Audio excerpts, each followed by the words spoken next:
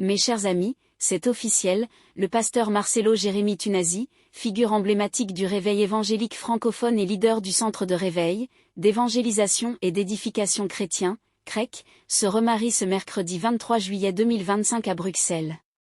L'heureuse élue s'appelle Esther Aïcha, une prophétesse bien connue dans les cercles chrétiens pour sa douceur, sa profondeur spirituelle et son engagement dans le ministère prophétique. Cette nouvelle page dans la vie du pasteur Tunasi suscite de vives réactions, d'autant plus qu'elle s'inscrit dans une histoire d'amour marquée par la douleur, la perte et la restauration. Avant Esther, il y avait Blanche Tunasi. Blanche était l'épouse du pasteur, une femme discrète, profondément croyante, qui avait su s'adapter à la culture évangélique africaine tout en gardant une simplicité et une tendresse rares.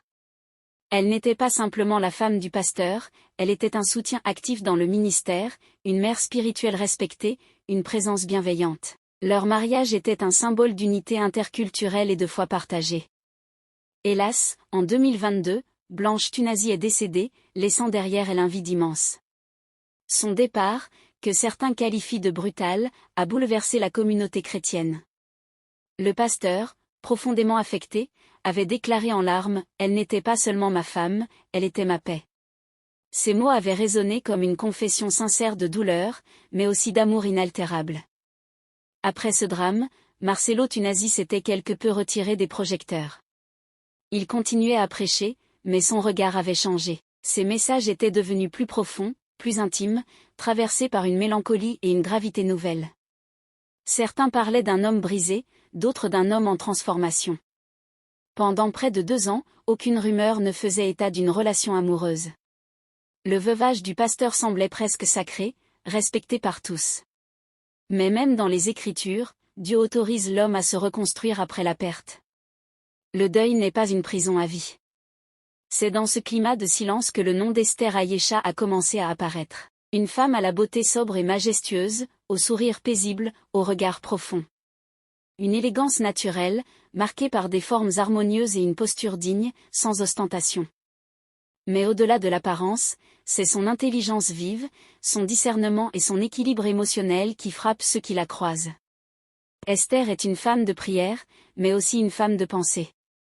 Son parcours spirituel n'est pas né du hasard. Avant d'être prophétesse, Esther Aïcha a été une intercesseuse cachée, une servante discrète, formée dans les coulisses de l'Église, au prix des jeunes, des retraites, de l'abandon total.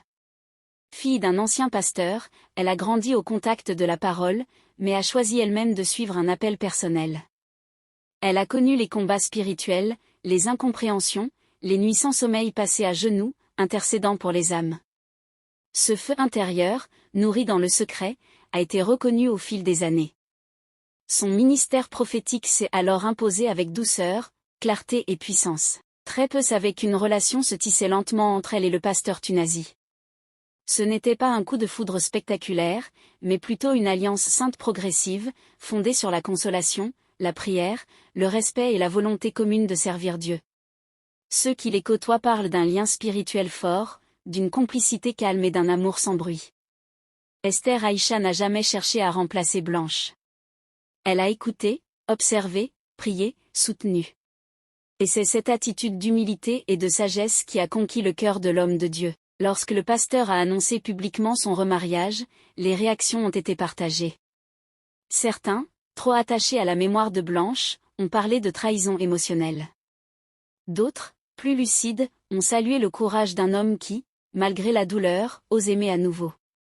Car en vérité, se relever du deuil et ouvrir à nouveau son cœur est une preuve de foi, de résilience et de maturité. Le mariage avec Esther Aïcha n'est pas une négation du passé.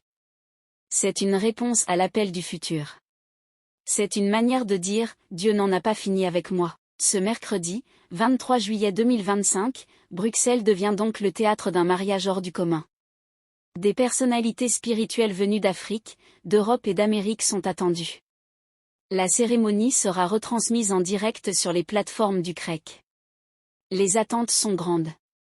Le décor, les messages, les chants, les vœux, tout est attendu avec émotion.